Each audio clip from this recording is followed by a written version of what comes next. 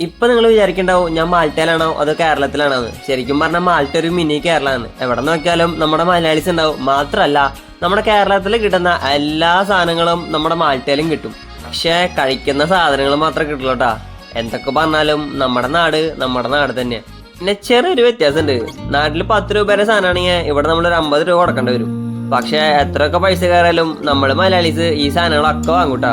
എന്തിനു പറയുന്നു, ഫ്രോസൺ സാമ്പാർ വരെ നമ്മുടെ മാൾട്ടയിൽ കിട്ടും. ഇനി സാധനങ്ങൾ മാത്രമാണെന്ന് ചോദിച്ചു കഴിഞ്ഞാൽ അല്ല, ഇഷ്ടം പോലെ Indian restaurants, Indian grocery shops മാൾട്ടയിലുണ്ട്.